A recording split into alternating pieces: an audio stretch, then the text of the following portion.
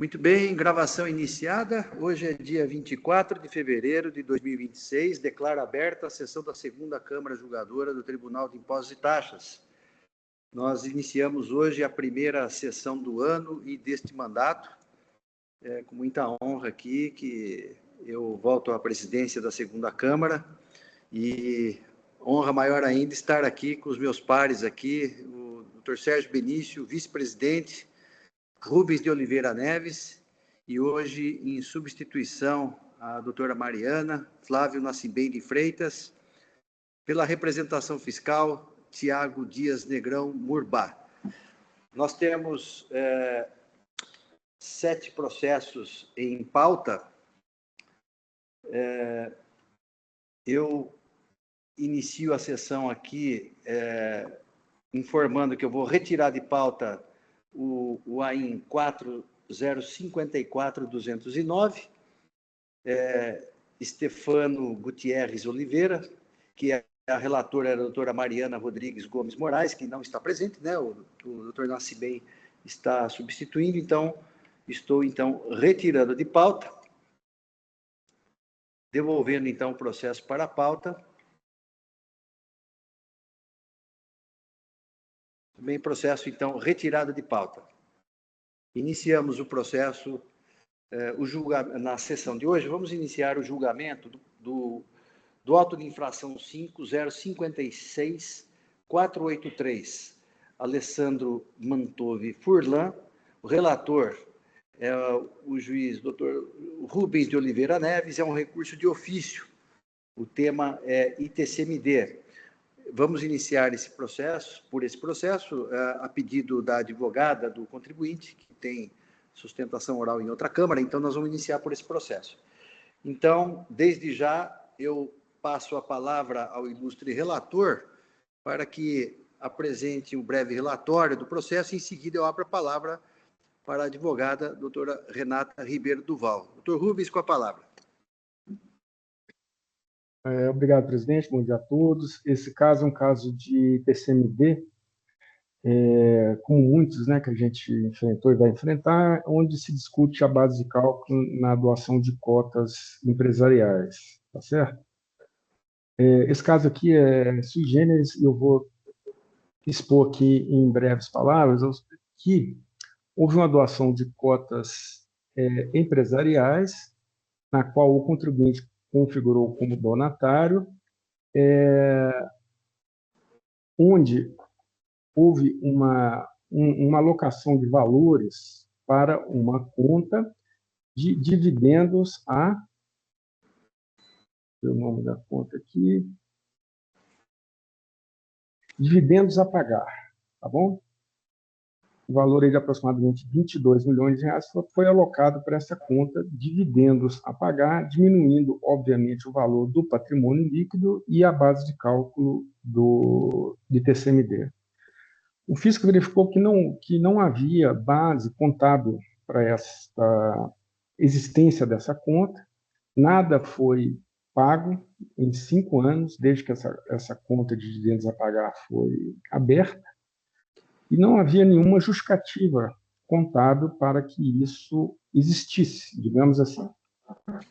Então, o fisco desconsiderou esse lançamento, retornou esse valor para o patrimônio líquido da empresa e ajustou o valor do TCMD exigido. O julgador ACO entendeu que essa operação de desconsideração dessa conta foi efetuada com base no artigo 84A da Lei 6374, que tem por fundamento o parágrafo único do artigo 116 do CTN, tá bom? O julgador entendeu que essa lei não possui eficácia, tá? E, então, cancelou o auto de infração com base nisso. E, no mérito, o julgador se manifestou pela procedência do auto de infração, tá bom? Então, ele cancelou por motivos formais, mas, em termos de fatos e provas, ele entendeu que houve, sim, essa manobra contábil, que reduziu de forma, digamos assim, contabilmente irregular, em 22 milhões de reais o valor do patrimônio líquido da empresa, e que, então, a ação fiscal seria correta se não houvesse essa questão do artigo 84A. Então, foi nessa base que houve o cancelamento da auto-infração, senhores. Muito bem, o relatório apresentado pelo relator. Eu passo, então, a palavra à ilustre advogada, a doutora Renata Ribeiro Duval, para que apresente a sua sustentação oral pelo prazo regimental de 15 minutos. Doutora Renata, com a palavra. Muito obrigada, senhor presidente. Obrigada, senhor relator, pela leitura aí do relatório. E agradeço também por terem deferido aí meu pedido de preferência. Eu peço desculpas pela minha câmera que está piscando. Eu já entrei e saí, mas não resolveu, então... Mas eu vou ser bem breve e na minha sustentação oral. Bom, como relatado, o auto de infração ele foi lavrado aí sobre a acusação de que o autuado ele teria recolhido o ITCMD de forma insuficiente, já que, após avaliar o valor patrimonial na doação das cotas da sociedade, o fisco ele realizou aí essa reclassificação contábil da conta lucros a distribuir, registrado no passivo não circulante, por entender que não constituem obrigação da empresa e, portanto, deveria integrar o patrimônio líquido e, consequentemente, o fisco reajustou a base de cálculo do ITCMD declarado pelo autuado.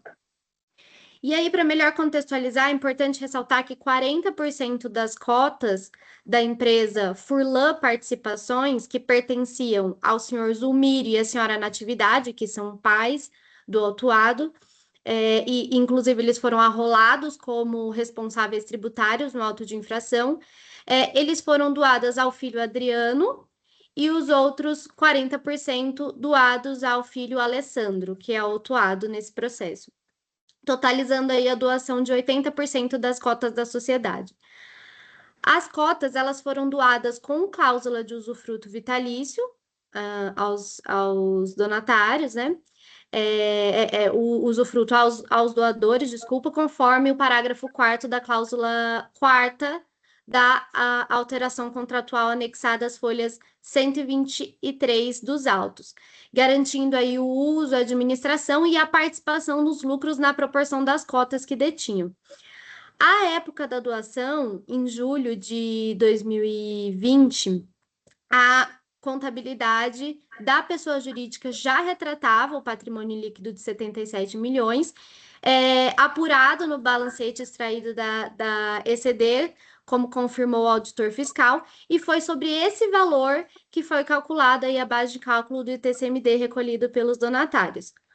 No relatório fiscal, o único motivo apresentado aí para acrescentar o valor da conta de lucros a distribuir ao patrimônio líquido para fins de lançamento é que, diferentemente do que foi constatado na conta de dividendos a distribuir, o volume das movimentações da conta de lucros a distribuir confirmavam que não teriam sido pagos aos sócios no período de 2019 a 2023 e, por isso, o montante contabilizado nessa conta, que representava 22 milhões, deveria integrar a base de cálculo do ITCMD. Aí, após analisar a defesa apresentada pelo autuado, a DTJ ela cancelou a demonstração de que ela acatou a demonstração, né, de que não há fundamento para reclassificação contábil realizada pela fiscalização, principalmente porque a disposição utilizada para sustentar a desconsideração da base de cálculo do ITCMD foi aí o artigo 84A da Lei 6.374 de 89, que é uma transcrição do parágrafo único do artigo 116 do CTN, que eu peço bem aqui para ler rapidamente.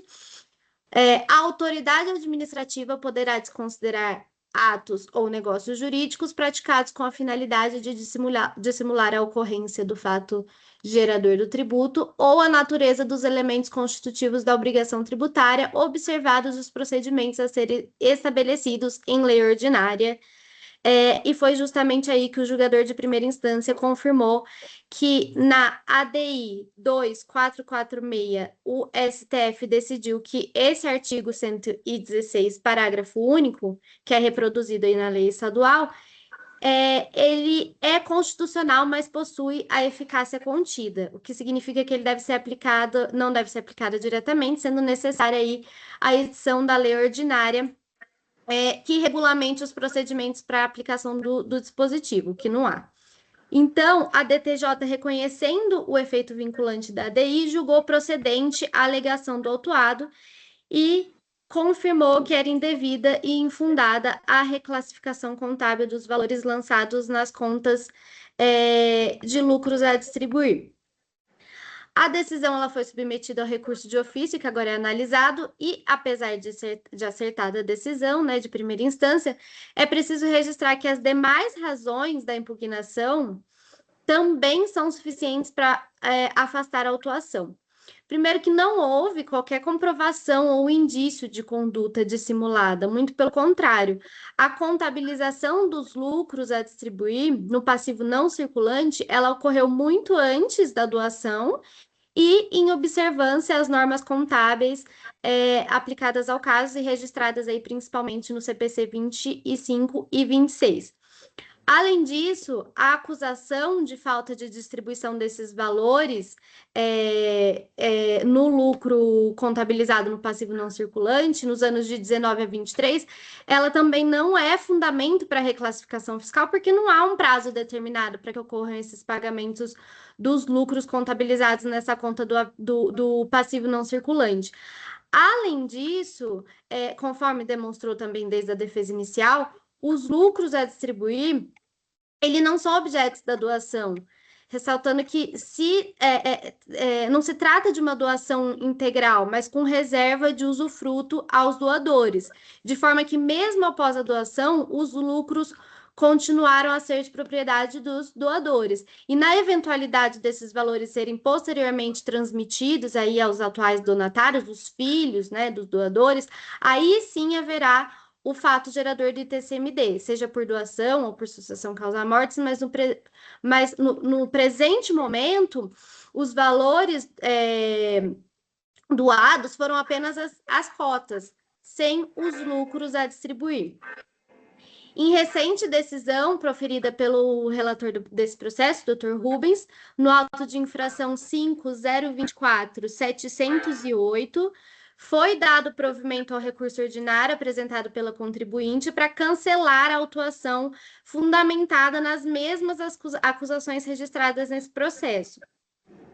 Nas razões de recorrer apresentada pela representação, nesse processo em análise, há uma tentativa de afastar a aplicação dessa mesma conclusão, proferida nesse processo, né, mencionado, da Jokler, sob a alegação de que, naquele caso, havia distribuição do lucros em períodos subsequentes à doação, que não teria ocorrido nesse caso. Primeiro que, na análise do acórdão, não há notícias de que houve essa distribuição da conta constante no passivo não circulante, que também foi reclassificado pelo fisco ao patrimônio líquido para fins de lançamento. E segundo, que o fundamento para cancelar aquele auto de infração não foi o fato de ter ocorrido a distribuição de lucros posteriormente à doação, mas sim justamente o fato de inexistir fundamento para essa reclassificação da contabilização realizada pelos doadores. O que ocorreu anteriormente à doação, no caso dos autos, ocorreu muito tempo antes, não foi nem de imediato, como ocorreu nesse caso paradigmático mencionado, aí no que diz respeito aos juros a serem distribuídos oportunamente. Bom, frisa-se, não tem prazo para que essa distribuição seja efetivada. Então, a mesma lógica dessa recente decisão proferida pelo Dr. Rubens no auto de infração 5.024.708, ela deve ser aqui aplicada, até porque o caso é idêntico ao analisado e confirma a necessidade de ser mantida a decisão de piso que atestou a inexistência de fundamentação para reclassificação contábil levada e feita pela fiscalização. Por fim, aí, na remota hipótese de ser revertida a decisão proferida pela DTJ, deve ser enfrentada a impossibilidade de ser mantida a responsabilização dos doadores, né, o senhor Zumiro e a senhora Natividade. Essas alegações de defesa, elas não foram enfrentadas na decisão da DTJ por ter sido superada diante do cancelamento do auto de infração. Mas é importante registrar que a responsabilização de imediato, ela já não deve prosperar, porque não houve qualquer conduta dissimulada ou que sustentasse reclassificação contábil realizada pelo fisco, além de existir fundamento legal para isso, né? E segundo que em última análise, né, a responsabilização ela deve obedecer aí o benefício de ordem previsto no ordenamento jurídico, que significa que somente na eventualidade de não ser a obrigação honrada pelos donatários, poderia aí sim alcançar os doadores. Então, para finalizar, aí, reiterando todo o já exposto, no mérito também para os responsáveis, né? Os autuados, eles pleiteiam, nos termos das contrarrazões ao recurso de ofício, que seja negado provimento ao recurso para manter a decisão da DTJ.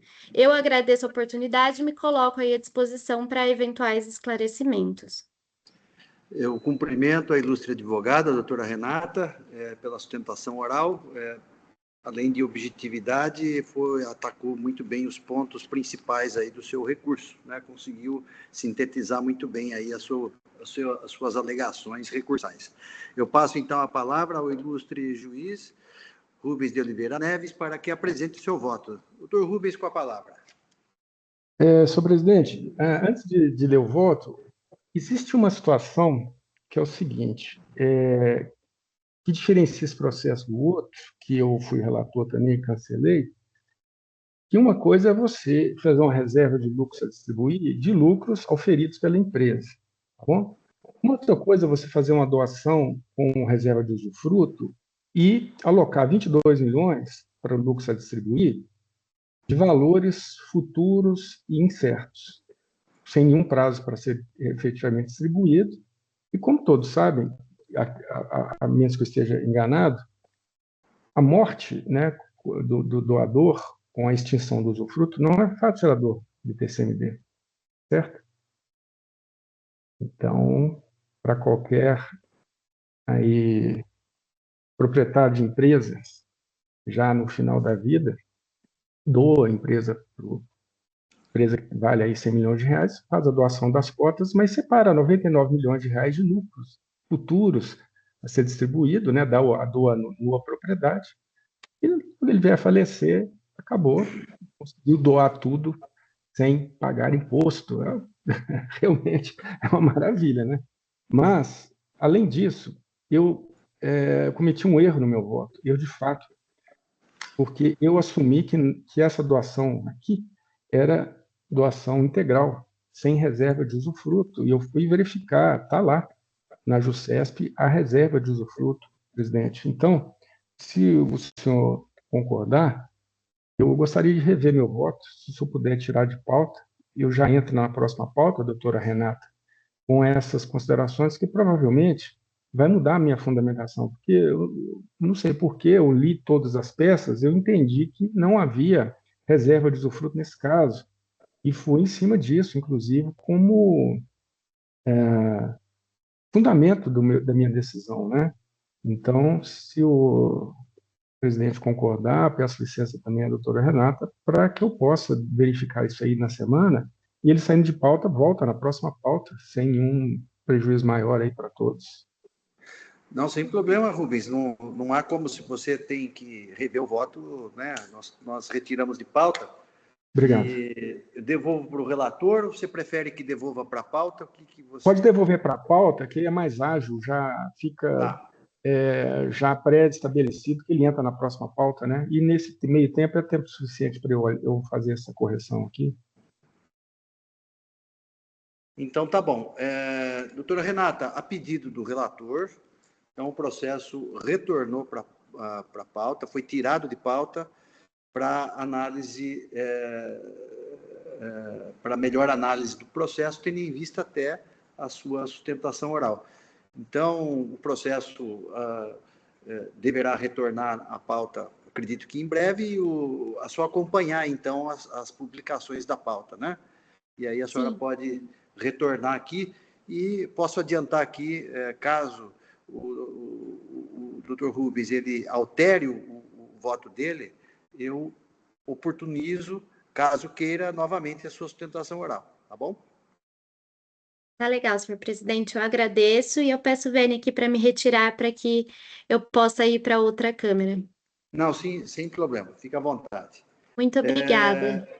Passamos, então, ao próximo processo da pauta.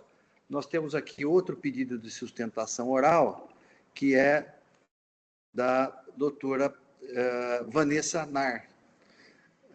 Doutora Vanessa Nar está pela Plolinde Alumínio Limitada. O relator, então, é o doutor Rubens. Doutor Rubens, podemos ir para esse processo? Tem Eu estou condições? tentando voltar aqui para travar da página, mas eu acho que agora ela voltou. Isso, Prolinde, né, alumínio, certo. Isso, Então, vamos lá. O AIN é o 5.055.191, Prolinde Alumínio Limitada. Relator, doutor Rubens de Oliveira Neves, é um recurso ordinário. Passo, então, a palavra ao ilustre relator para que apresente um breve relatório do processo. Doutor Rubens, com a palavra.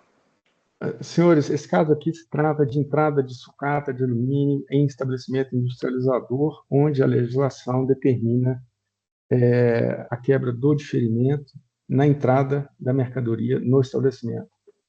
O autuado sustenta que ele revendeu a sucata no estado em que ela se encontrava, ou seja, que não ocorreu a industrialização. Então, que não teria ocorrido a quebra do diferimento em virtude dessa não industrialização, né? E muito embora o fisco entenda ao contrário, não, que a legislação determina a quebra do diferimento na entrada da mercadoria no estabelecimento, ou seja, em momento ainda que não há certeza do destino, né? Então, de qualquer forma, haveria a quebra do diferimento na entrada, independente da revenda ou da industrialização da sucata. Essa é a questão, senhores. Muito bem, o relatório já apresentado pelo ilustre relator, eu passo, então, a palavra à doutora Vanessa Nars, para que apresente a sua sustentação oral pelo prazo regimental. Doutora Vanessa, com a palavra. Bom dia a todos. Os senhores me ouvem bem? Sim. Eu coloquei o fone, tá? Bom dia a todos. Serei breve apresentando os principais pontos do recurso. Em primeiro, eu gostaria de destacar que a recorrente ela é classificada com o rating a mais no programa dos conformes, e que isso por si só já atesta o índice de aderência às obrigações e a ausência do histórico de evasão fiscal. E também atesta, né, ser uma empresa possuidora e pautada aí de boa-fé, sem qualquer intuito de ocultação e de evasão fiscal, visto que as mercadorias essa sucata de alumínio que a gente está falando, ela veio toda acobertada com as devidas notas fiscais de terceiros e devidamente pesada e registrada, né, nos livros de entrada da recorrente. Um dos pontos principais do recurso da empresa, Prolinde, recorrente, é a questão da diferença entre a obrigação principal e uma falha, né, de uma obrigação acessória. Então, no decorrer do recurso, nós reconhecemos a omissão na emissão das notas fiscais de entrada, mas nós contestamos a existência de um fato gerador do ICMS, porque ele é inexistente. De fato, se conhece que o diferimento do artigo 392 do inciso 3º do regulamento do ICMS, ele pressupõe a entrada para a industrialização. Essa quebra do diferimento, não sei se falei o contrário, mas acho que eu me fiz entender. Só que no processo, nas folhas 1384 às folhas 1413, a gente comprova de que existe, dentro do objeto da autuação, sucata que foi destinada para revenda. O que, pelo menos nessa hipótese, considerando os critérios utilizados pelo próprio fisco, não teria o porquê se quebrasse a cadeia do diferimento. E mesmo se a gente considerar a industrialização, a recorrente entende que é uma operação neutra, que é só uma questão de escrita fiscal, e que a tributação dessa operação também, que não existe, feriria o princípio da não cumulatividade. Não existindo qualquer prejuízo financeiro para o erário, por ter essa anulação entre crédito e débito, considerando, inclusive, que a Prolíndia é empresa sem interrupção, que essa palavra é comprida, de uma forma ininterrupta, ela é credora do ICMS, ela não tem saldo devedor. E, então, entendemos que esse é o grande ponto, muito embora se conheça a redação do artigo, a gente não tem como concordar com todo respeito de que isso seria incidência, né, do ICMS. No máximo, poderia ser aí um erro da obrigação acessória, de obrigação acessória. Então, a gente entende que, por tudo isso que eu já disse, por ter o saldo credor ininterrupto, considerando o princípio da verdade material, esse lançamento poderia ser revisto para se fazer a justiça, né, e se aplicar o melhor direito. Além de a multa aplicada ser maior do que o valor do imposto, o que já fere uma tendência que vem vindo do STF, de que não estaria correta essa multa que extrapola o valor do próprio ICMS, que nesse caso nem seria devido na opinião da recorrente, no entendimento da recorrente. Que mais? Eu acho que, até pela matéria ser bem conhecida, eu me atenho a esses pontos. E o que, muito embora o recurso tenha 42 páginas e esteja bastante fundamentado em diversos argumentos, eu entendo que ele se divide nesses pilares que eu disse, que é não conforme a empresa está no programa Nos Conformes, sempre ser credora de ICMS, existirem operações que, de fato, foram para revenda, que não foram destacadas nas operações de industrialização, que mesmo na operação de industrialização não teria o fato gerador do ICMS, mas sim um erro de obrigação acessória, e isso não... a gente fala crédito nulo, né? Porque você, enfim, entrada e saída, você anularia, mesmo porque a empresa tem o saldo credor. Então, o recurso foi nesse sentido, e seria esse o entendimento da recorrente, de que esse auto de infração teria que ser cancelado em observância ao princípio da verdade material, por todos os motivos que eu já disse aqui. Bom dia. Obrigado, doutora Vanessa. Cumprimento pela sustentação oral, pela objetividade, e passo, então, a palavra ao ilustre relator para que apresente seu voto. Doutor Rubens, com a palavra. Obrigado, presidente. Bom, a situação fática está bem exposta, né? E a entrada da sucata no estabelecimento e o fato de que esse estabelecimento industrializa esse material, né? Não o material que entrou, mas que ele industrializa o material, a natureza do material que entrou é incontroversa. E o Hickens, em seu artigo 392, diz que o lançamento do imposto anteriormente diferido, né, fica diferido para o momento em que ocorrer sua entrada em estabelecimento industrial. Nessa hipótese da entrada em estabelecimento industrial, cabe ao contribuinte emitir uma nota fiscal relativamente à entrada, escriturar a operação no livre registro de entrada, utilizando colunas, tal, com crédito do imposto, quando esse crédito for admitido. Escriturar o valor do imposto a pagar na apuração do ICMS, outros débitos.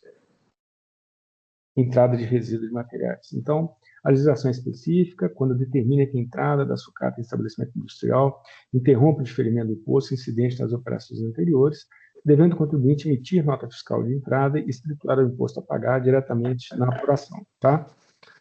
A legislação quando exige o recolhimento do imposto na entrada da sucata no estabelecimento industrial, não discrimina destinação posterior dada ao material, sendo assim indiferente se a sucata vai ser revendida ou industrializada, no que se refere à interrupção do diferimento. Então, é irrelevante se houve ou não a industrialização da sucata no estabelecimento autuado, pois a obrigatoriedade do lançamento do imposto decorre unicamente da entrada da mercadoria no estabelecimento industrial, independentemente do destino posterior dado ao produto. Então, a exigência é procedente. O direito ao crédito pelo autuado depende do cumprimento das condições dispostas ali no parágrafo 1º, ou seja, emissão da nota fiscal, etc., de entrada, né? Então, e não há como nós realizarmos essa compensação de ofício aqui, né? Abatermos o imposto que está sendo exigido com o crédito que ele teria direito se ele tivesse cumprido aqui essas exigências, né? A emissão da nota fiscal, a escrituração do crédito, etc. E quanto às multas, estas estão previstas em legislação vigente e eficaz, artigo 85 da Lei 6374, não há como discutir se o montante, cujo valor básico, tá, ele não supera o valor do imposto exigido. E a atualização desse valor básico é objeto da súmula 13 desse tribunal. E não estão presentes as condições que permitem a redução do valor das multas nos termos do artigo 527-A, porque trata-se de acusação de falta de pagamento do imposto. A taxa de juros aplicada no AIN é prevista na Lei 16.497 de 2017, sendo que a taxa de 1% de juros para fração de mês está ali prevista, vedado, então, ao órgão administrativo negar a aplicação de lei válida e eficaz. Então, dessa forma, os senhores oneram provimento ao recurso ordinário, entendo, então, a acusação fiscal. Muito bem, eu cumprimento o relator pelo voto proferido. O processo está em discussão. A proposta do relator é de conhecimento e improvimento do recurso ordinário.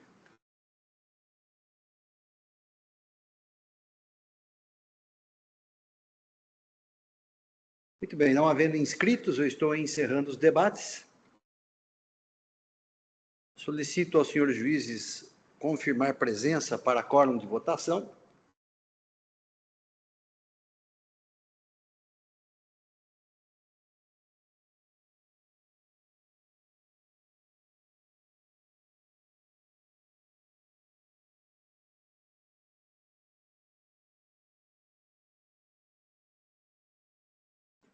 Todos confirmados, processo em votação.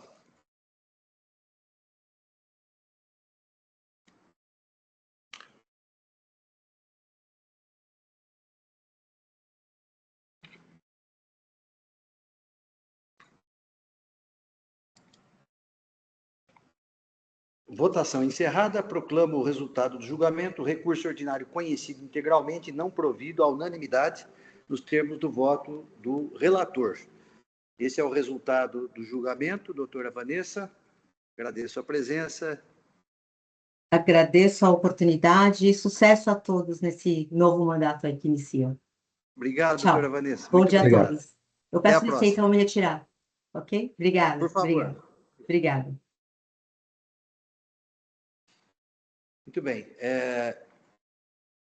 Julgamento encerrado. Passamos ao próximo processo da pauta. Eu vou aqui...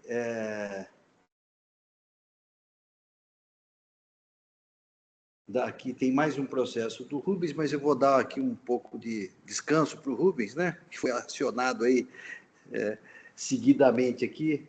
Vamos para o processo da Andréia Souza Olozzi. Eu sou o relator, é um recurso de ofício. O AIN é o 5052570.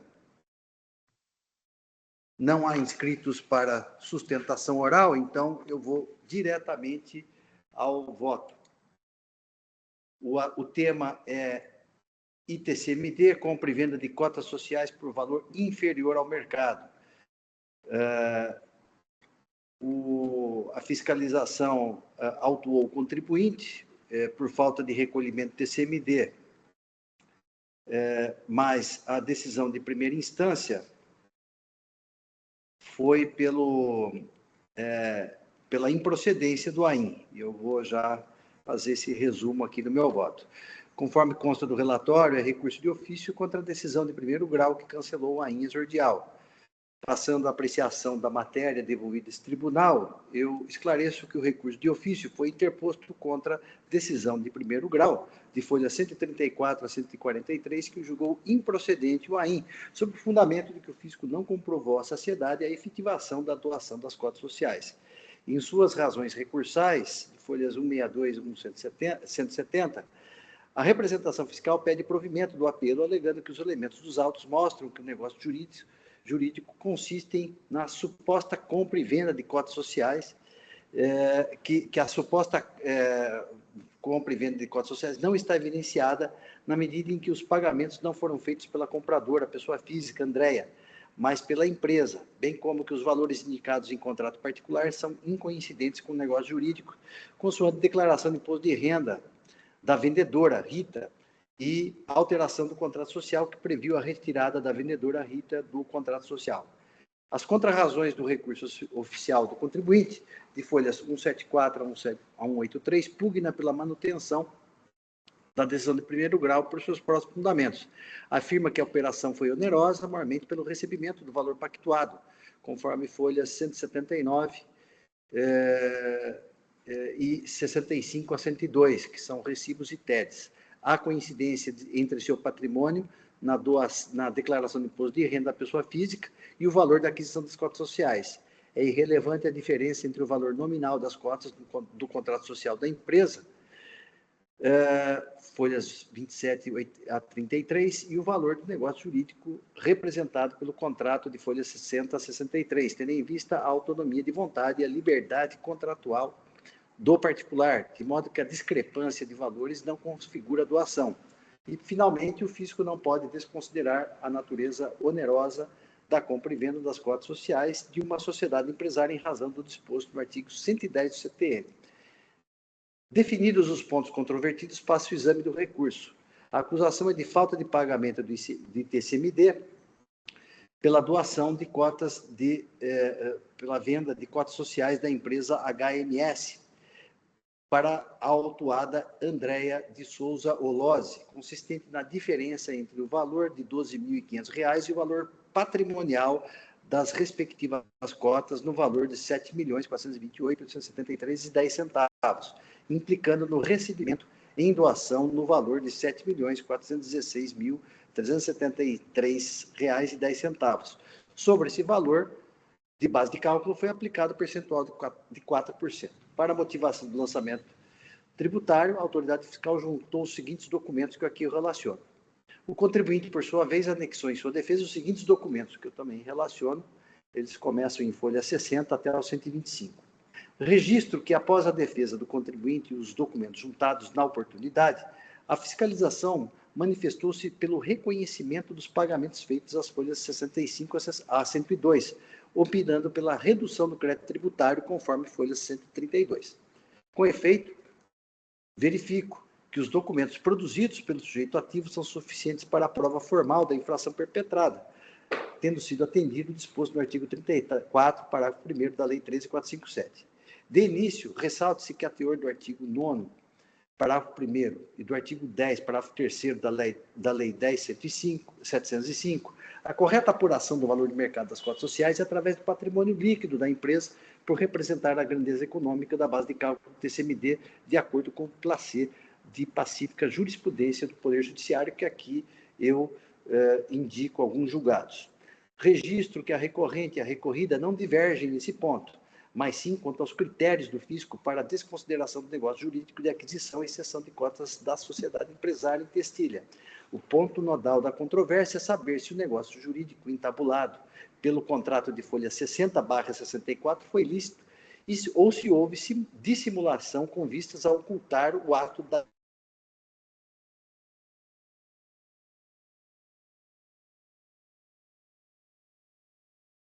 Travou, né? Travou. Travou. O que houve?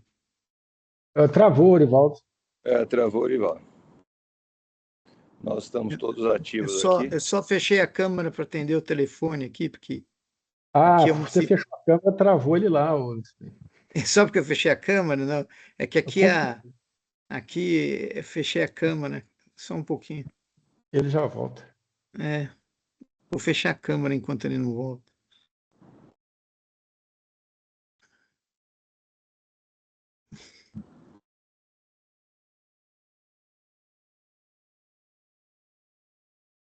Será que ele sabe que travou ou está colhendo o voto? Vou ligar para ele. Vou ligar para ele.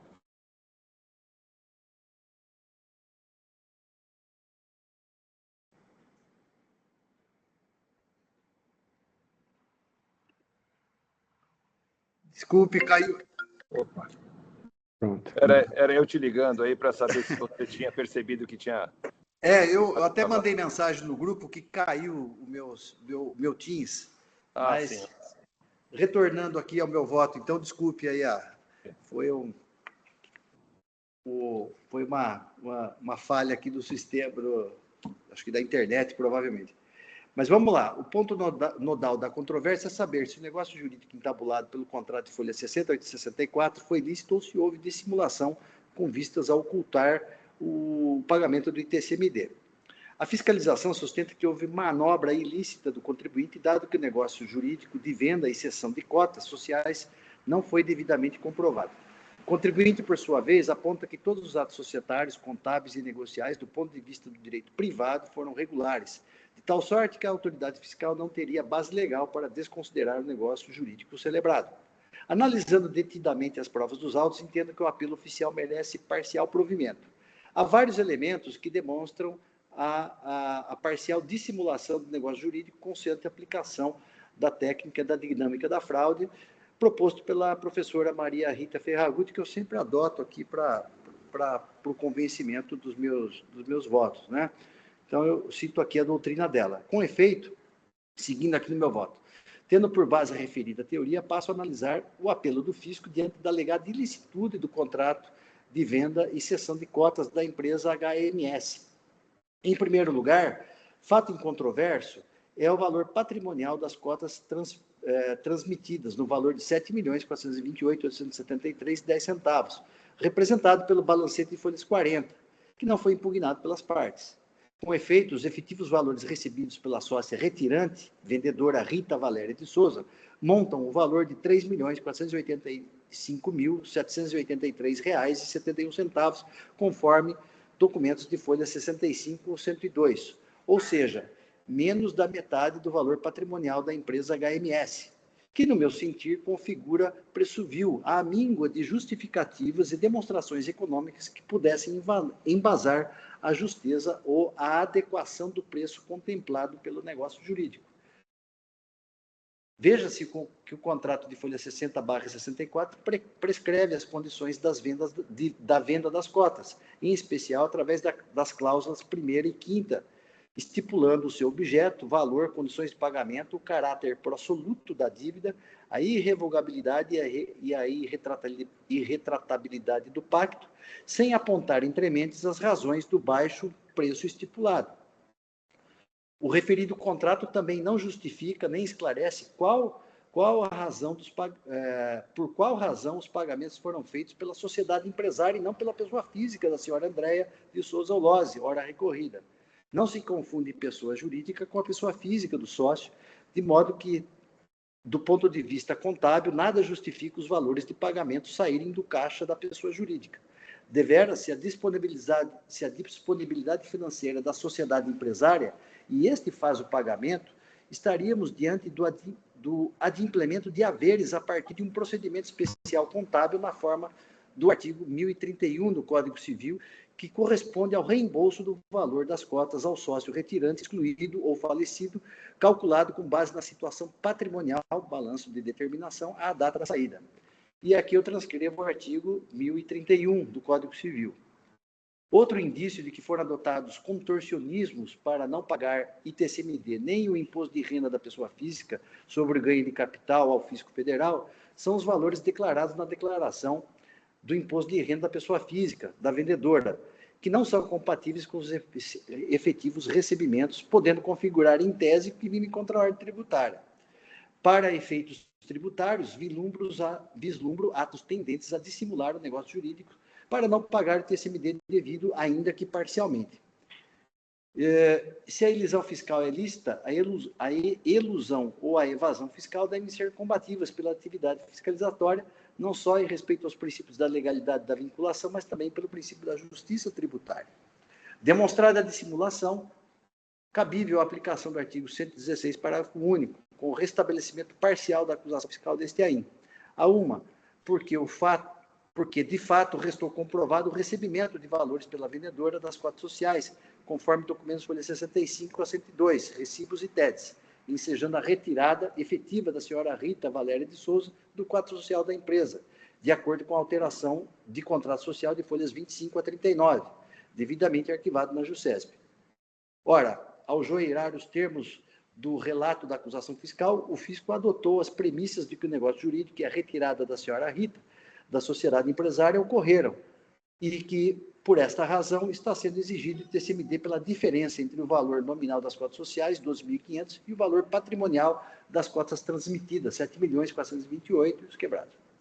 Ocorre que, a partir dos comprovantes bancários e recibos de folhas 65 a 62, restou demonstrado que houve pagamento de R$ 3.485.783,71, sendo que o valor que deverá ser deduzido para a apuração da base de cálculo do imposto. A mim ou de outros elementos dos autos, não faz qualquer sentido deduzir apenas R$ 12.500. Não foi esse o preço da compra e das cotas sociais, mas o valor estampado no contrato particular de folha 60 a 64, a despeito de como foi efetivado o pagamento e de constar o valor nominal da cessão de cotas na alteração do contrato social. A duas, tendo em vista que a fiscalização se manifestou expressamente pela redução do crédito tributário às folhas 132 dos autos, tendo incidência a regra do artigo da Lei 13.457. Transcrevo o item 3.3.4 da manifestação fiscal dos autos. Observo que a manifestação fiscal em diligência, as folhas 154 a 160, em nada altera o quanto decidido, considerando os fundamentos inculcados em linhas atrás do tópico A1. Assim é que o crédito tributário do TCMD deve ser apurado mediante a dedução do valor efetivamente pago pelas cotas sociais, atribuindo-se como base de cálculo o montante excedente, tendo por base o valor de mercado da empresa na esteira do disposto no artigo 540 do Código Civil.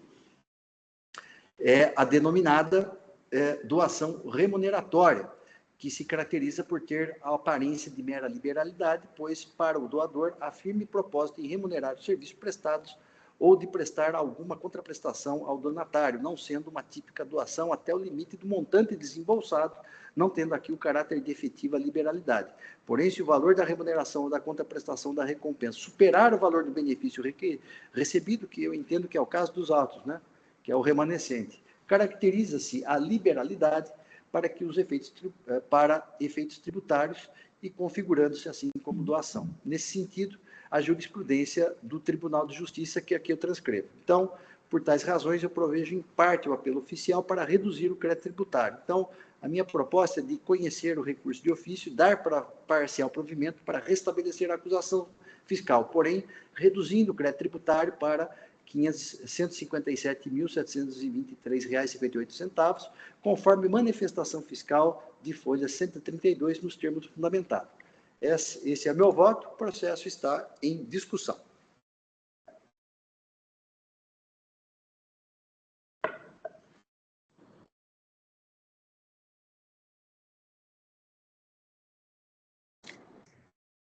Muito bem, não havendo inscritos, eu estou encerrando os debates. Eu peço que os senhores juízes confirmem presença para quórum de votação.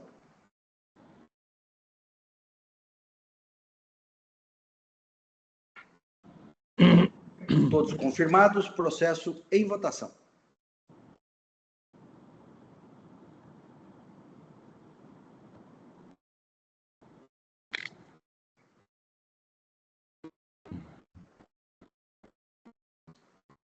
Votação encerrada, proclamo o resultado do julgamento, recurso de ofício, conhecido integralmente e parcialmente provido, nos termos do voto do relator, à unanimidade. Julgamento encerrado. Passamos então ao próximo processo. Próximo processo da pauta, INIC Comercial Limitada, o AIN ao 5, 052-275. Relator, Dr. Sérgio Gonini Benício. É um recurso de ofício. Não há inscritos para sustentação oral para esse julgamento, então, passa então a palavra ao ilustre relator para proferir o seu voto. Dr. Sérgio, com a palavra. Pois não. Esse auto de infração, ele se refere a uma empresa do Simples Nacional, uma empresa que hoje produz vidro. No passado, ele comercializava, né? Comprava e revendia vidro. Quando ele comprava e revendia vidro, ele estava na categoria de substituído tributário, né? A partir do momento que ele passa a industrializar, nos termos da legislação, ele passa a ser o substituto tributário, independentemente de ele ter ou não, na sua atividade, manter a atividade de compra e de revenda de um vidro acabado, né? A grande questão aqui está, e foi com base nisso que o auto de infração foi julgado improcedente, nulo, né, em primeira instância, foi o fato de que não se observou os procedimentos necessários, tendo em vista que era uma operação principal, né, operação principal da atividade da empresa, né? Isso está inclusive no relato da infração, operação própria, né? Portanto, principal. Deveria observar, então, a lavratura do auto de infração e notificação feito via CEFISC, e não o auto de infração em imposição de multa, né? Então, eu vou passar a leitura rápida do relatório e do voto.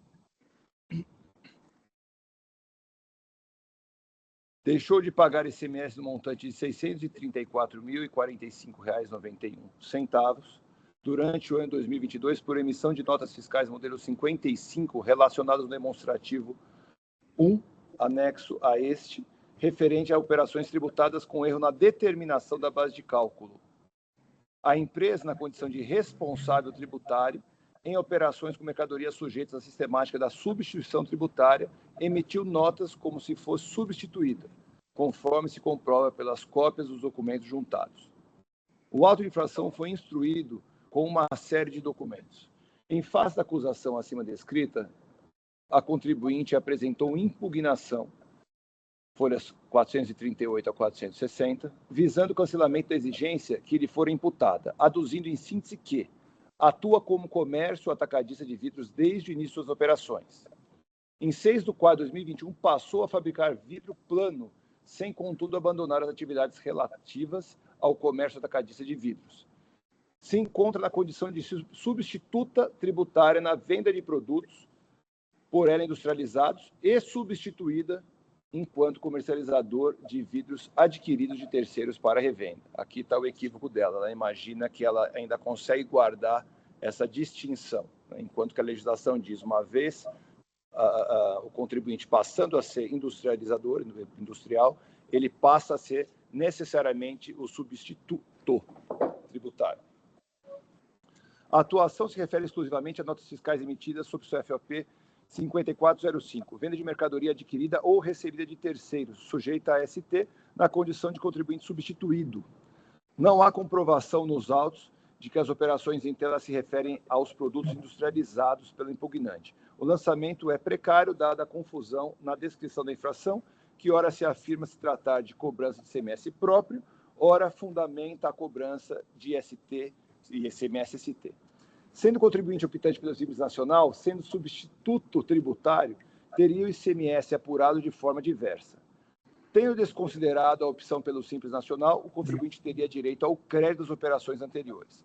Não há vedação alguma à manutenção de atividade industrial e comercial, desde que sejam segregadas as apurações.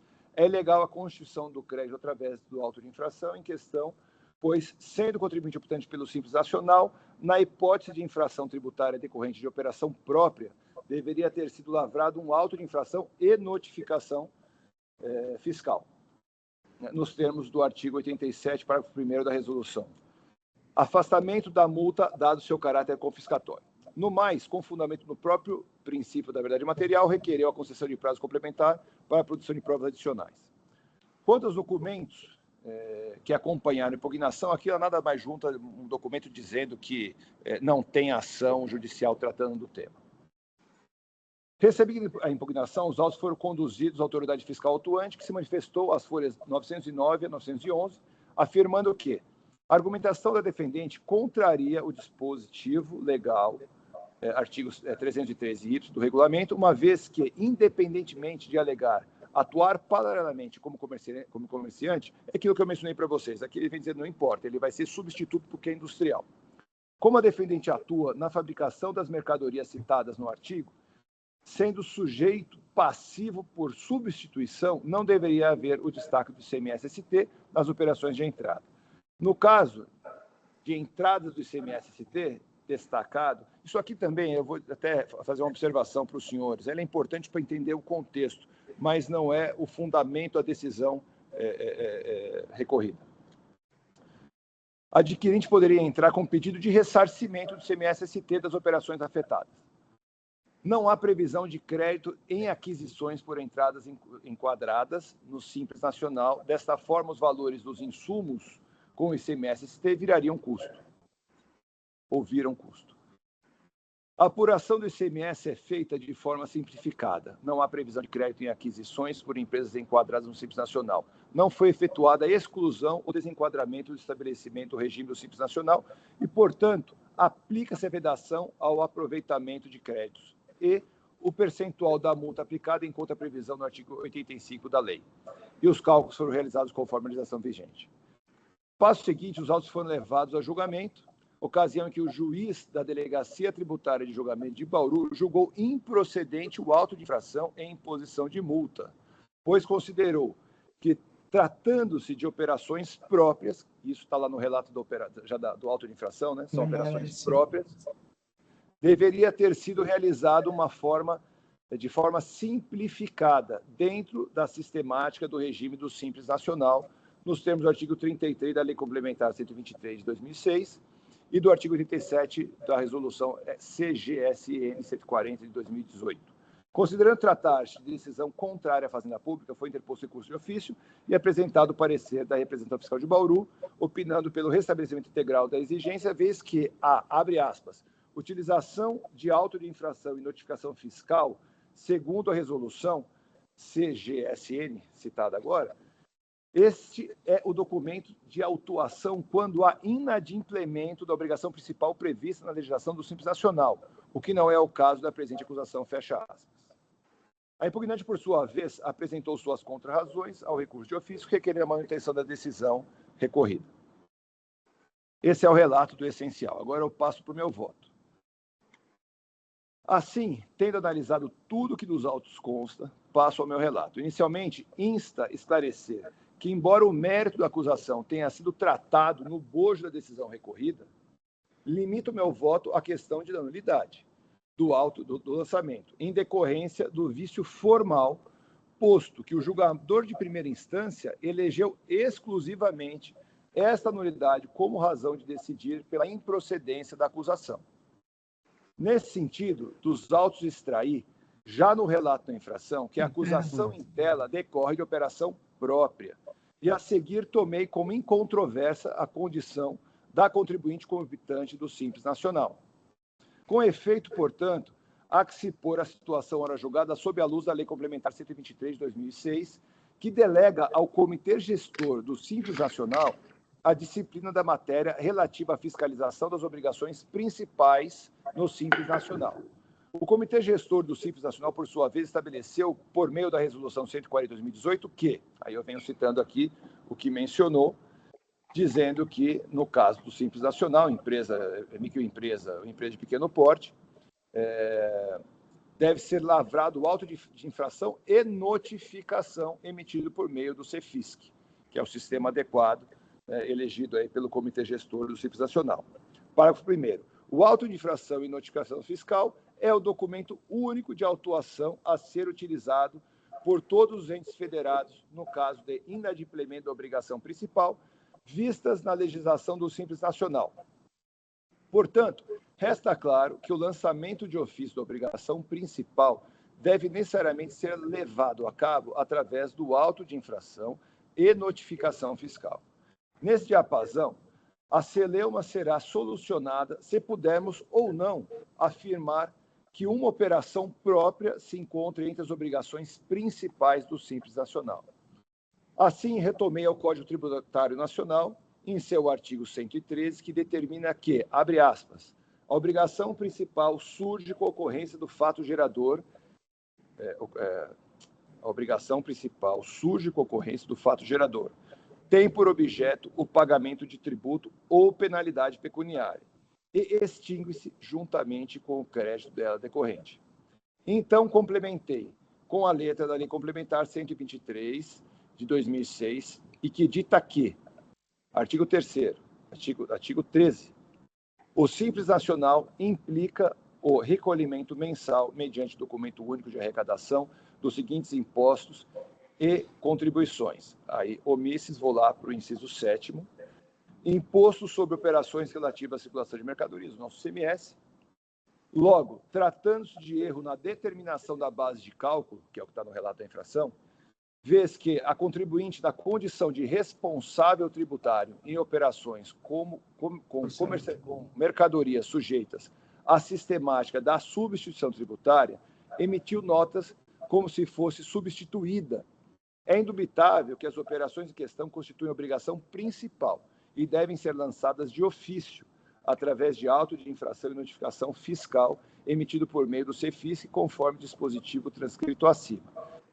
Destaca-se que, de acordo com o inciso 4º do artigo 126 do regulamento, que não se inclui na sujeição passiva por substituição tributária a saída promovida por estabelecimento responsável pela retenção do imposto da mercadoria destinada a outro estabelecimento responsável pelo pagamento do imposto por sujeição passiva por substituição, é o caso em tela, né?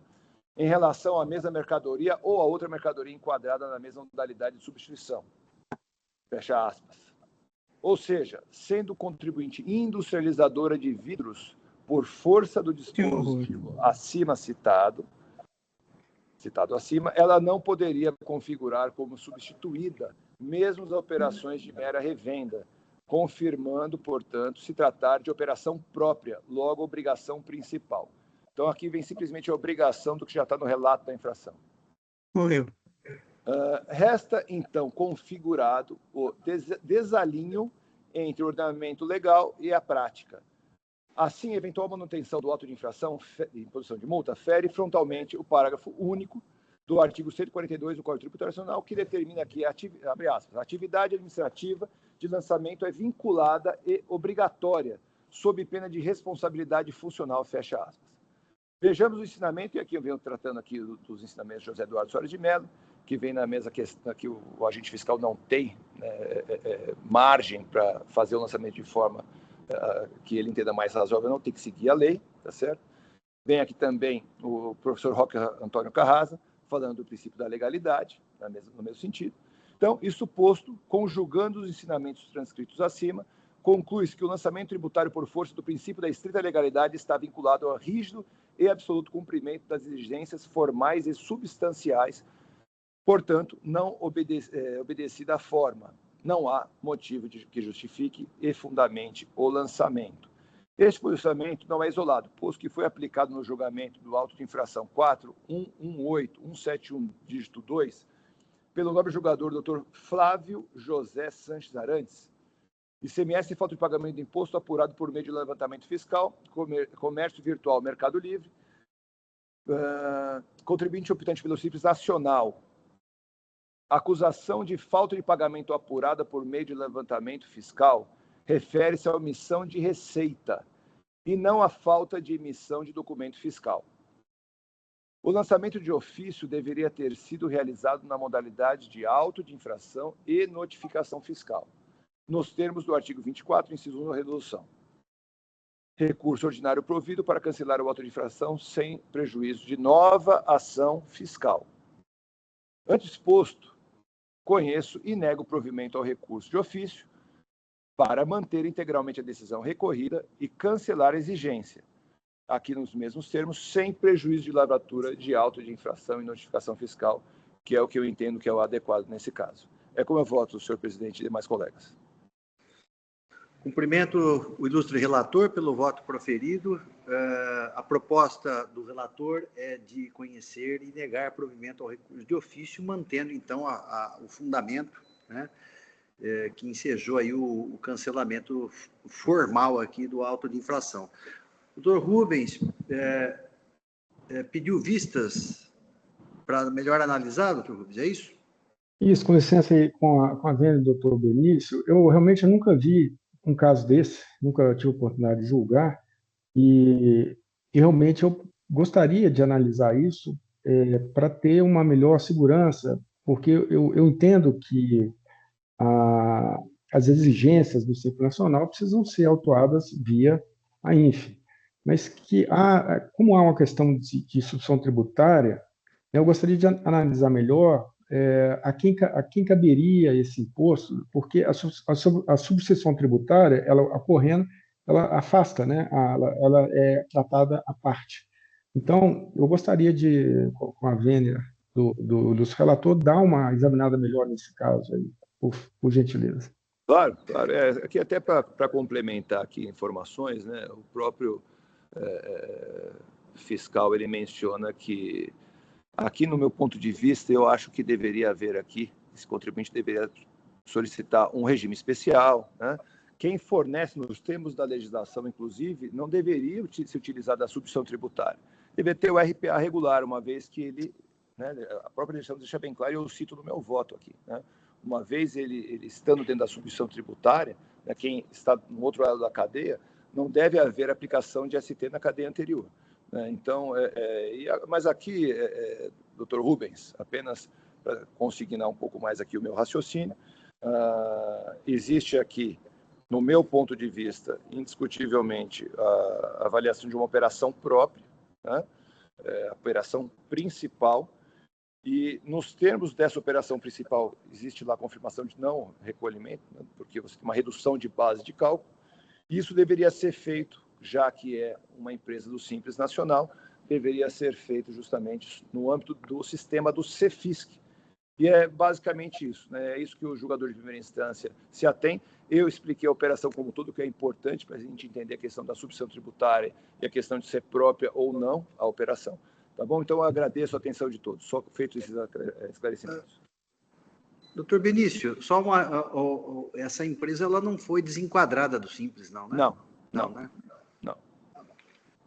Então, tá bom. Então, doutor Rubens, então, foi concedida vistas, né? Então, o processo vai sair da pauta por conta da solicitação de vistas deferida ao doutor Rubens. Ok? Ok.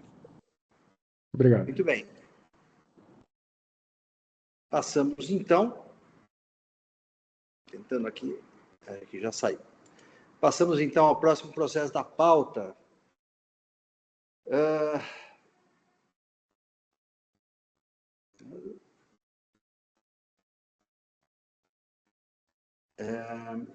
Eu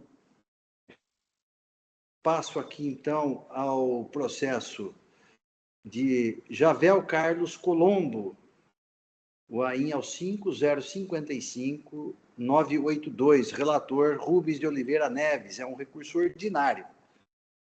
Não há inscritos para sustentação oral. Doutor Rubens, o voto já está registrado, então eu passo a palavra ao relator para proferir o voto. Obrigado, senhor presidente. Esse caso aqui é um caso já bastante analisado, né, em outros autos de infração, onde o fisco ele questiona a adoção do valor patrimonial na doação de cotas empresariais. Ele entende que deveria ter feito um balancete parcial ao meio do exercício para apurar o valor no momento da doação, mas, enfim, vamos lá. Acusação de falta de pagamento do ITCMD em doação de cotas empresariais, onde o fisco discorda do valor atribuído a tais cotas, fundamentado no balanço patrimonial do exercício anterior, alegando ser necessária a elaboração de balancetes parciais para que seja apurado o real valor das cotas no momento do fato gerador. Trata-se de tema recorrente nesse tribunal, onde já me posicionei em julgamentos passados no sentido da ausência de previsão legal para a pretensão do fisco. A Lei 10.705 do ITCMD diz o seguinte: o valor das ações representativas do capital da sociedade é determinado segundo a sua cotação média alcançada na Bolsa de Valores na data da transmissão ou na imediatamente anterior, quando não houver pregão ou quando a mesma não tiver sido negociada naquele dia, regredindo-se ao máximo a 180 dias atrás. E, parágrafo 3º, nos casos em que a ação, cota, participação, qualquer título representativo do capital social não for objeto de negociação ou não tiver sido negociado nos últimos 180 dias, admitir-se-á o respectivo valor patrimonial. Certo? O artigo 17 do decreto, basicamente a mesma coisa.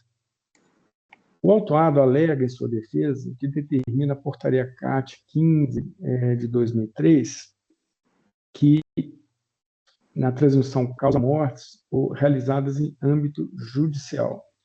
E essa portaria diz o seguinte: relativamente a ações, cotas, participações, etc., os atos constitutivos da entidade atualizados até a data de abertura da sucessão, balanço patrimonial da entidade relativo ao exercício anterior, entre a documentação necessária para ser apresentada lá no judiciário para se determinar o valor do montante doado, tá bom? Mas, em suma, as regras para a determinação da base de cálculo do ITCMD nas doações de cotas empresariais são as seguintes: o valor médio da ação negociado na Bolsa de Valores na data de transmissão ou em data anterior, caso não tenha ocorrido pregão no dia. Na hipótese em que as ações não foram negociadas em 180 dias anteriores à transmissão, valor patrimonial contra disposto no balanço patrimonial da empresa. E esse balanço patrimonial é editado anualmente.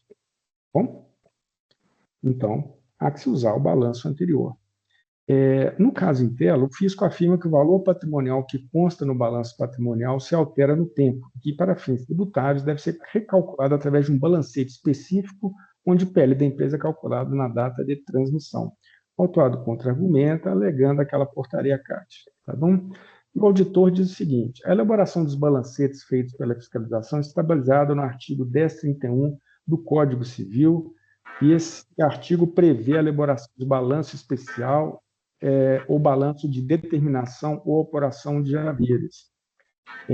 E diz o seguinte, esse artigo: nos casos em que a sociedade se resolver em relação a um sócio, o valor da sua cota é considerada pelo montante efetivamente realizado, liquidar-se-á salvo disposição contratual em contrário, com base na situação patrimonial da sociedade à data da resolução, verificada em balanços especialmente levantados. E a representação fiscal alega também que a elaboração dos balancetes está lastrada nesse artigo do Código Civil. Tá bom? Então, voltando ao meu voto, não há como ignorar a contradição na argumentação fiscal, porque a FESP contesta a aplicação da portaria CAT 1503, no caso presente, alegando que a mesma só é aplicável em doações ocorridas em âmbito judicial. E, em seguida, traz uma norma do Código Civil que é aplicada apenas em hipóteses onde um dos sócios se retira da sociedade, para justificar a elaboração acaba a sociedade. É isso aí. do balanço realizado pelo fisco ao meio do exercício. Então, se o artigo 8º da portaria CAT 1503, que trata de base de cálculo do ICMD, não seria aplicável ao caso, segundo a FESP, em virtude do cenário em que ocorreu a doação, se dirá sobre o artigo 1031 do Código Civil, que nada tem a ver com direito tributário, muito menos com a legislação que dispõe a respeito de base de cálculo do ICMD, e trata de situação específica, caracterizada pela necessidade de se valorar a participação de um sócio que se retira da sociedade.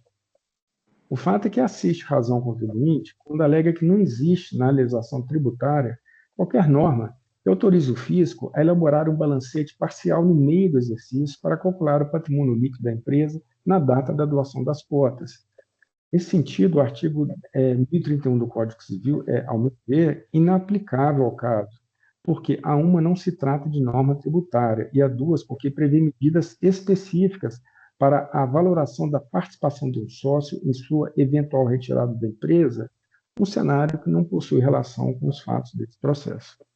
A representação fiscal sustenta ainda que a expressão admitir-se-á o respectivo valor patrimonial, que tem na legislação do ITCMD, ela não especifica que o valor patrimonial se limite ao valor disponibilizado em levantamentos de balanços nas datas de encerramento de exercícios, mas sim o valor apurado a qualquer tempo, dado que o valor patrimonial se altera a cada fato contábil modificativo. Então, com o devido respeito à sempre combativa representação fiscal, há que se observar a ausência de fundamento legal nessa pretensão. Não se pode exigir do contribuinte uma conduta que não está descrita em qualquer norma tributária. A hipótese da elaboração de balanços parciais ao meio do exercício social para se determinar a base de cálculo do ITCMD na doação extrajudicial de cotas empresariais não pode prevalecer sem previsão expressa na legislação estadual paulista que dispõe a respeito do ITCMD. Considerando que a constituição do crédito tributário é atividade estritamente vinculada à legislação tributária e que, parágrafo 1º do artigo 108 do CTN, veda o emprego de analogia para exigir tributo não previsto em lei, concluo que o valor patrimonial a que se refere o parágrafo 3º do artigo 14 da Lei 10.705 é aquele exibido no balanço patrimonial da empresa, publicado ao final do exercício anterior, conforme disposto no artigo 176 da Lei 6404 de 76, que dispõe a respeito das demonstrações financeiras que devem, abre aspas, exprimir com clareza a situação do patrimônio da companhia. Desta forma, eu cancelo o auto de infração e, na hipótese que meus pares entendam pela legalidade da ação fiscal, acato a alegação do autuado no sentido de que, em se tratando de doação de nua propriedade, a base de cálculo do imposto exigido no AIN deve ser aquela prevista nesses casos, né? São 2/3 do valor do bem.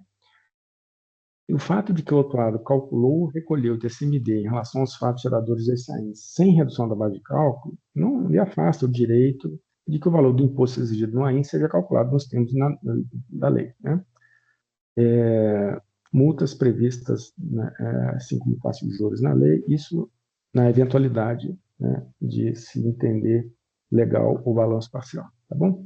Então, mas o meu voto é pelo cancelamento do auto de infração, pela falta de previsão legal desses balanços parciais na legislação tributária, isso não está exposto em lugar nenhum, e, ao ver, então, não se pode exigir do contribuinte um procedimento, quer dizer, não se pode multá-lo por não ter feito um procedimento que não está previsto na legislação tributária.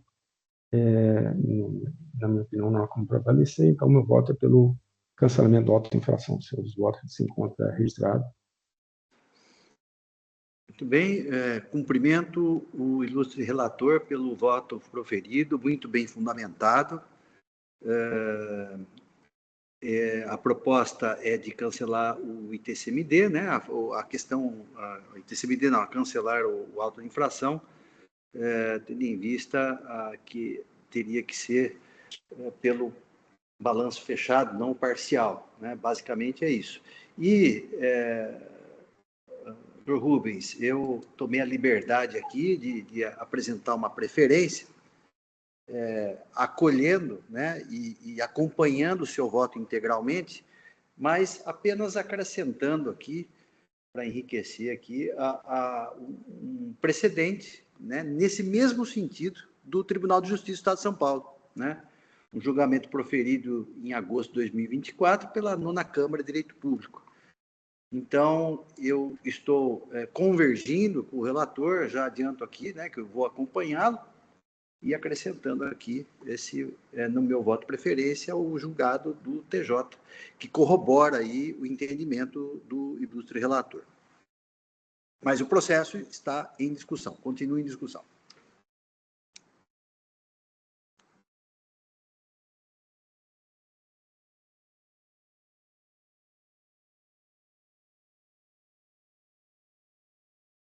Doutor Tiago, se sinta à vontade aí, se quiser colocar alguma outra. Não, presidente, sem considerações.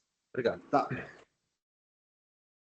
Obrigado. Então, Não havendo inscritos, eu estou encerrando os debates. Eu peço que os senhores juízes confirmem presença para quórum de votação.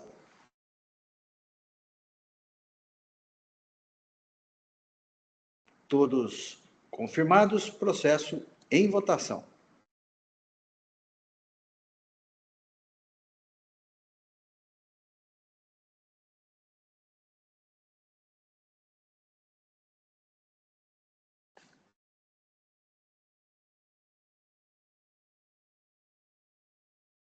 Votação encerrada. Proclamo o resultado do julgamento, recurso ordinário conhecido e provido nos termos do voto do ilustre relator, à unanimidade, proposta de cancelamento do auto de infração. Julgamento encerrado, passamos então ao próximo processo da pauta e o último de hoje, né? Tendo em vista que o processo da doutora Mariana foi retirado de pauta. Dias Pastorinho S.A., Comércio e Indústria. O AIN é o 5053-105. Eu sou o relator, é um recurso misto. Passo, então, a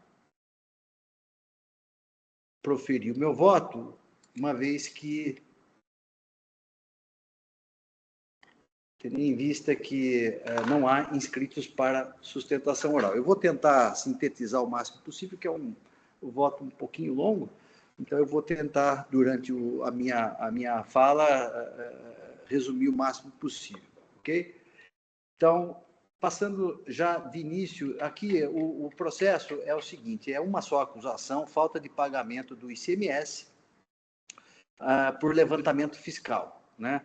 Houve aqui uma constatação do fisco de diferenças de saídas, porque o contribuinte ele não só compra e revende carnes suína, aves e carne bovina desossada e em pedaços, limpa, mas também usa as mesmas carnes que ele produz em seu restaurante, né? Então, baseado na documentação fiscal que o fisco e outros documentos produzidos pelo contribuinte que o fisco analisou, entendeu-se aqui que houve diferença de saídas não tributadas. Basicamente é essa a acusação.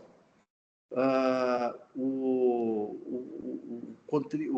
contribuinte obteve um acolhimento parcial da defesa, né, que ensejou aqui o recurso de ofício, que eu vou agora analisar. Então, a acusação fiscal é de falta de pagamento do imposto por meio de levantamento fiscal. Foi apurada diferenças de saídas relativas às mercadorias carne produzidas e comercializadas pelo autuado. Uma das alegações do contribuinte é que as supostas diferenças decorrem de perdas de preço e retiradas de sangue, de acordo com o parecer técnico juntado pela defesa. A decisão de primeiro grau acolheu em parte a defesa do contribuinte, mediante redução do crédito tributário, tendo por base o laudo técnico de folhas 4.716 a 4.755, consignando as folhas 4.785 a 4.786 o seguinte, e aqui ele transcreve justificando, na verdade ele acolhe o laudo técnico apresentado e reduz o crédito tributário, entendendo que foi demonstrado pelo laudo técnico que há perdas de sangue e de água dos produtos que o contribuinte comercializa. A representação fiscal, em suas razões recursais de folhas tais, pede o provimento do apelo oficial, alegando que as diligências do perito particular ocorreram em 2025, de modo que as conclusões periciais não refletem o ocorrido nos anos de 2022 e 2023. A alegação de perda está em descompasso com o artigo 67.1 do RICMS. A juntada de provas por amostragem tem previsão no artigo 22 da Lei 13.457. Esses foram as razões do recurso de ofício. E aqui eu concluo que o recurso de ofício deve ser provido. Primeiramente, verifica-se que a fiscalização considerou os controles internos do contribuinte de folhas 4.644 a 4.646, reconhecendo as perdas pelo descarte de sebo e de ossos em razão das desossas, diante de elementos idôneos registrando aqui meus encômios à fiscalização. Então, só abrindo aspas, quando a fiscalização foi lavrar o auto de infração, ela já desconsiderou a desossa, os efeitos da desossa, que é excluindo o osso e os sebos, né? Por outro lado, não há óbice para o acatamento da prova técnica pelo órgão julgador que seja realizada posteriormente, dado que o laudo técnico sempre reflete um evento ocorrido no passado. Seria exigir produção de prova impossível que o laudo técnico fosse feito no mesmo momento das operações. Contudo, o parecer técnico de folhas tais carece de conteúdo técnico-científico para demonstrar quais as efetivas perdas por peso e de sangue de carnes bovinas, suínas e de aves. O importante em qualquer laudo trabalho técnico que envolve escrita e a produção científica é a fundamentação das questões e análise. No presente caso, o laudo técnico em textilha afirma que o transporte das mercadorias pode ocasionar perda de temperatura e liberação de líquidos, sem maiores explicação do porquê que isso ocorre. Com relação às carnes bovinas, o laudo diz que há aquisição de peças inteiras, dianteiros e traseiros, e que o processo de desossa provoca perda de peso. No entanto, esse aspecto foi considerado pela fiscalização. Mais adiante, diz que há relevante perda de líquidos, como água e sangue, sem explicar quantidades e as razões físicas e químicas que provocam esse fenômeno. Conferir folhas 4.727. Depois, o laudo técnico faz esclarecimentos e fotos com pesagens antes e depois da limpeza da desossa, a partir de folhas 4.728, mas de forma simplista, não dando segurança sobre o padrão de perda em razão dos diferentes pesos das peças utilizadas nas amostras de 2025. Os percentuais de perda, 24,04%, conforme folhas 4.737, não trazem qualquer base científica. Meras pesagens antes e depois não têm percussiência científica. Quanto às carnes de aves e suínas, aponta o laudo técnico que são adquiridos produtos prontos e congelados, com elevado teor de água, possuindo impacto de perda de peso quanto ao degelo. Não há sequer informações técnicas científicas desse processo de degelo, referências bibliográficas que amparem as estimativas das conclusões da perícia. E, por fim, a venda de balcão diz respeito ao contrafilé, que a perícia técnica afirma que há perda do produto de quase 20% após a limpeza. Particularmente, penso que essa perda é excessiva, mas, de qualquer forma, não há qualquer referência ou estudos a respeito dessa hipótese, e ainda, por depender muito da qualidade do produto. Com efeito, no meu sentir, o laudo técnico, da forma como fora feito, é insuficiente para comprovar as diferenças apuradas pelo físico, sejam elas parciais, como entendeu a decisão do primeiro grau, ou total. Diante de tal circunstância, dou provimento ao recurso de ofício para restabelecer integralmente o item 1 do AI. Passo, então, a análise do recurso ordinário, né? Porque, mesmo em se tratando do cancelamento parcial pela decisão de primeira instância, há recurso ordinário, com várias alegações, dentre elas, pleiteando a reforma integral, entendendo que o laudo técnico teria comprovado e justificado as perdas, as diferenças pelas perdas, né? Que seria total, uma perda total que justificaria essas diferenças. Bom, como eu já disse, o item 1 do AIN é de falta de pagamento do imposto por levantamento fiscal. Sujeito ativo para lançamento fiscal carregou os seguintes documentos aos autos, que aqui eu transcrevo. Por sua vez, o contribuinte acostou à defesa os seguintes documentos de folhas tais: societárias, procuração e laudo técnico. Analisando os documentos do presente processo, destaco que os cupons fiscais de folhas 4.640 a 4.646 mostram que há entrada de mercadorias sem identificação da respectiva saída, máxime por serem de fabricação própria.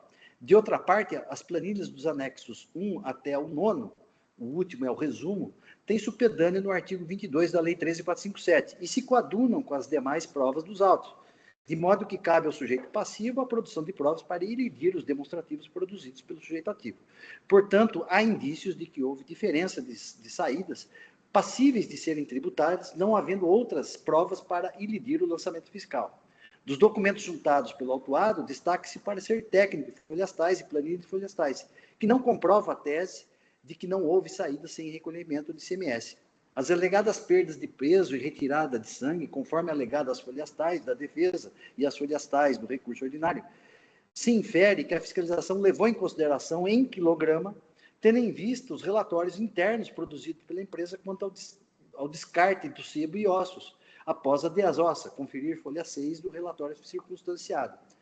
Além disso, como ficou assentado nos fundamentos deste voto ao apreciar o recurso de ofício, o laudo técnico foi adequadamente examinado, concluindo-se pela sua imprestabilidade. Me reporto por oportuno aos fundamentos em linhas atrás. Assim, não restou devidamente comprovada a inexistência de diferenças remanescentes apuradas pelo fisco, devendo a acusação fiscal ser mantida. Desconsidera-se, pois, as respostas consultas tais e tais, dadas as particularidades do presente caso, cuja solução está sendo lastreada nas provas que instruem estes autos. Quanto à alegação de impossibilidade da adoção do levantamento fiscal para a sua apuração do crédito tributário, e que teria havido meras presunções, não tem razão o recorrente. A fiscalização justificou a necessidade de apuração do crédito tributário por meio de levantamento fiscal, mormente porque o contribuinte, além de vender carnes desossadas, fatiadas ou prontas para o consumo no varejo, também se utiliza de carnes de fabricação própria para o seu restaurante, mediante emissão de cupons fiscais contendo itens que não correspondem às entradas correspondentes à mercadoria nos seguintes termos. Então, eu transcrevo aqui as justificativas que motivaram o lançamento fiscal às folhas 6 dos autos. E mais adiante, na manifestação de fiscal de folhas 4.766, diante da apresentação da defesa pelo contribuinte, a fiscalização reforça o cabimento do levantamento fiscal nos seguintes termos, que aqui eu também transcrevo. Com efeito, o critério adotado pela fiscalização é perfeitamente pertinente e razoável para o caso concreto, considerando as particularidades das atividades do contribuinte, conforme se vê de folha 6, abaixo que eu transcrevo. Então, esse trecho eu transcrevo como foi, não vou ler para não cansá-los, mas como foi adotado, qual foi o critério de levantamento fiscal que eu entendo aqui, que reputo como adequado. Nessas condições, entendo que a fiscalização se desincumbiu do ônus probatório, não havendo necessidade dos elementos para apurar a infração fiscal apontada.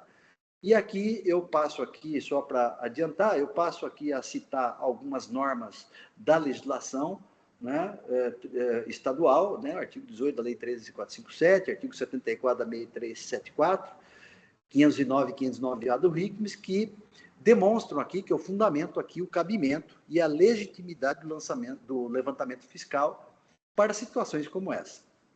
Então, o contribuinte, seguindo aqui no meu voto, né, ele poderia ter apresentado, então, diante da abertura do processo administrativo, apresentado documentos necessários e suficientes para elidir o lançamento fiscal, como foi o caso da tentativa do parecer técnico, que já foi aqui refutado. Então, vamos lá, seguindo aqui nos meus fundamentos.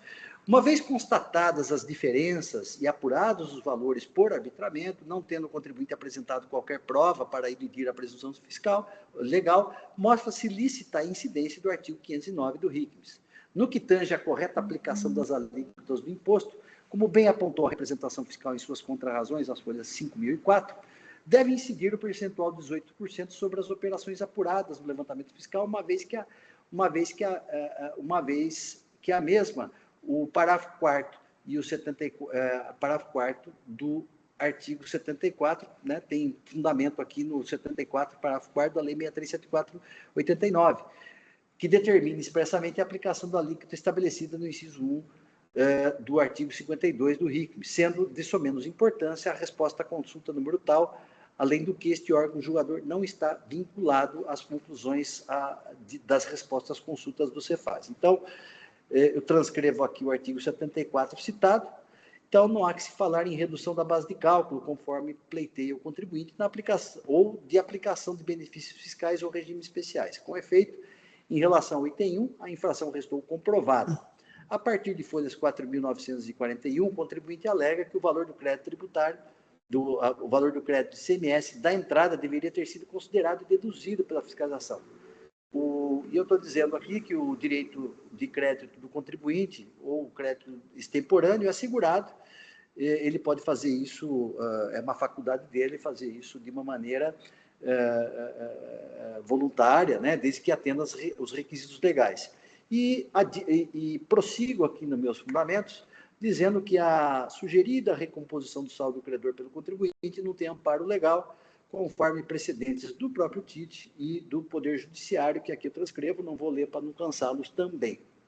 Então, eu estou aqui afastando o argumento de redução do crédito tributário pela existência de saldo credor, né? Então, eu estou desprovendo o apelo do particular quanto ao mérito.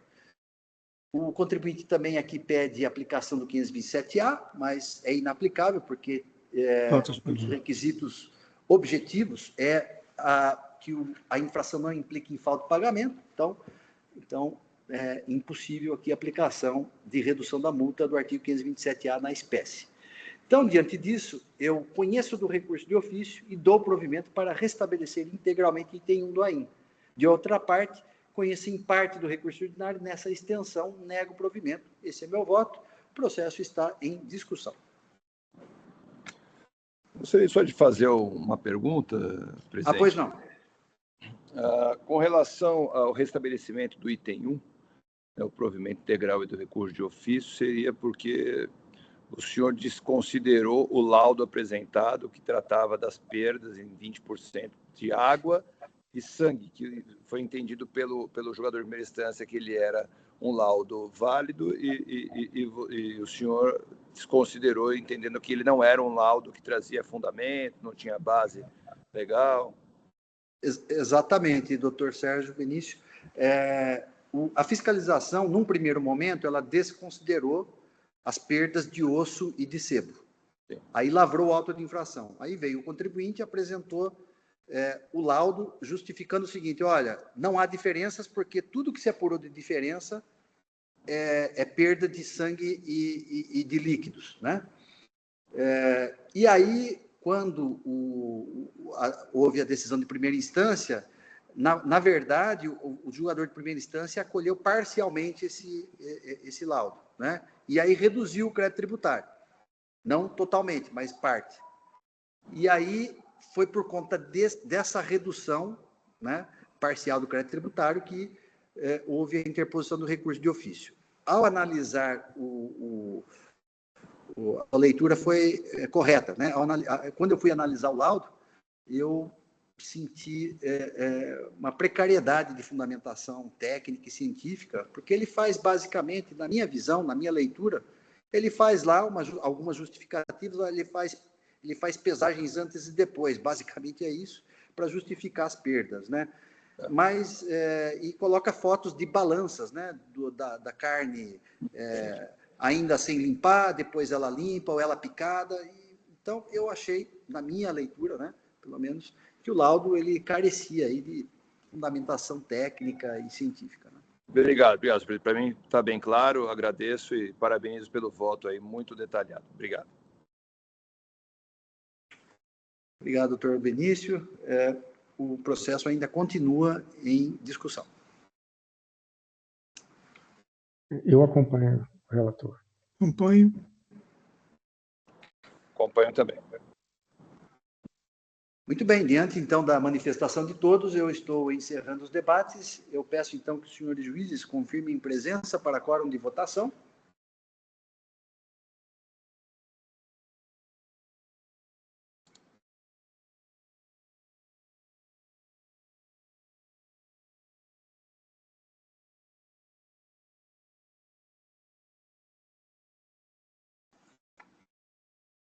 Todos confirmados, processo em votação.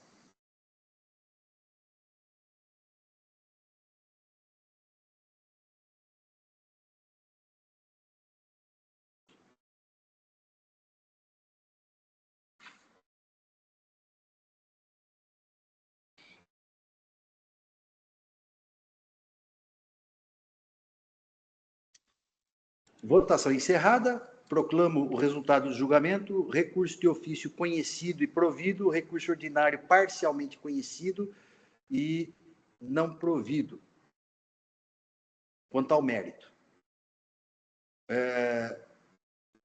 Julgamento pela unanimidade, né? Proferido pela unanimidade, então eu estou encerrando este julgamento e com o encerramento deste julgamento, nós estamos, então, completando a pauta de hoje. Declaro, então, encerrada a sessão da segunda Câmara Julgadora do Tribunal de Impostos e Taxas. Estou agora encerrando a sessão no EPAT.